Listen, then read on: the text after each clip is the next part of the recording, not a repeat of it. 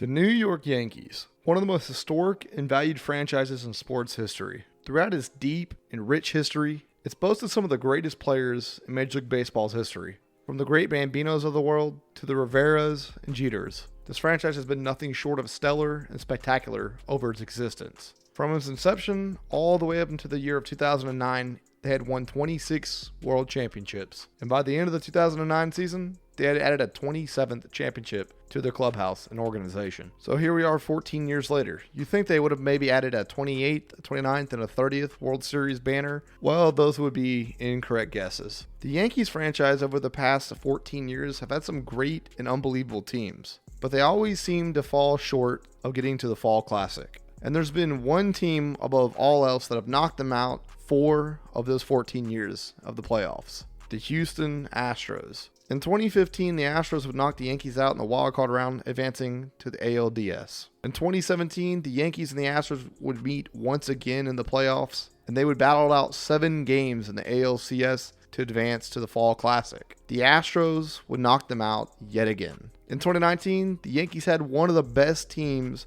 in all of baseball, a top 3 in my opinion. But it was the unfortunate reality for the Yankees that they had to run into the juggernaut, the buzzsaw that was that 2019 Astros team. The Yankees would fall in 6 games to the Houston Astros in a very competitive and thrilling series. So here the Yankees were, rolling into the 2022 season. While on the other side of the country, their rival, the Houston Astros, would lose one of their top players and the very best shortstop in all of baseball, Carlos Correa, to free agency. You add on top of that the many questions that people had around the league about the Houston Astros and their aging roster. Would they even be able to win the AL West this year? It seemed the Yankees were poised and primed to make a playoff run deep and finally reach the Fall Classic in 2022. And through the first 80 games of the year, the Yankees looked like they were going to. Being one of the best slugging teams of all time through the first 80 games, and achieving one of the best win-loss records ever in the sport. While the Astros would struggle early and often in the beginning months of the season. But then a downslide after the All-Star break would happen.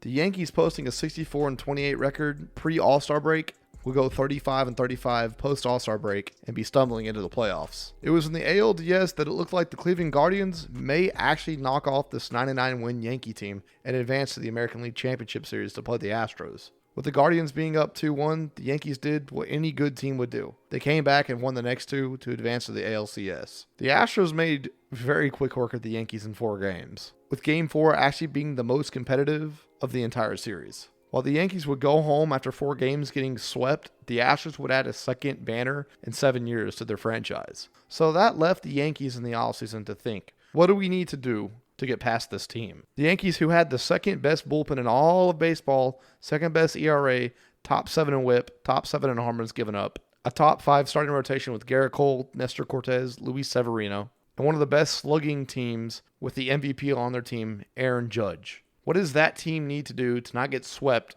in the ALCS by the Astros? The Yankees roster is littered with generational talents and skilled players all over the place, yet they got swept in 4 to the Astros. Now keep in mind, the Yankees are paying their ace pitcher Garrett Cole $324 million over 9 seasons.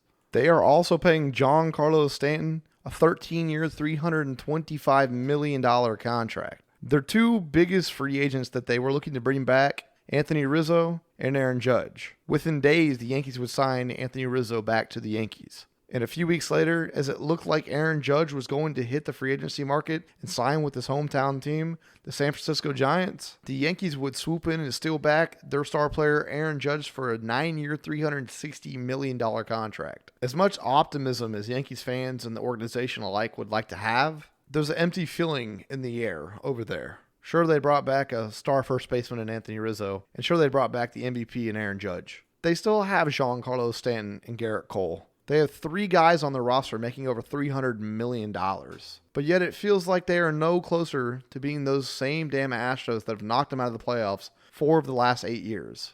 It feels like they've stagnated as an organization. The Yankees have been rumored to so many free agents this offseason.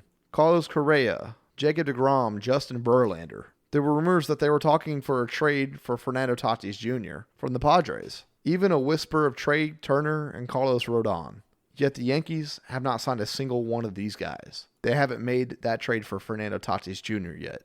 As the big names of these star players continue to fall off the free agency board, many are wondering, Are the Yankees going to make any more moves to try to close that gap between them and the Houston Astros? Because the Houston Astros, although they've lost a few guys this offseason, they've gotten better at a key position at first base, signing Jose Abreu to a 3-year contract. As this question looms, only time will tell if the Yankees will go off and sign another big-name free agent, or if they'll sit on their hands and hope something falls their way.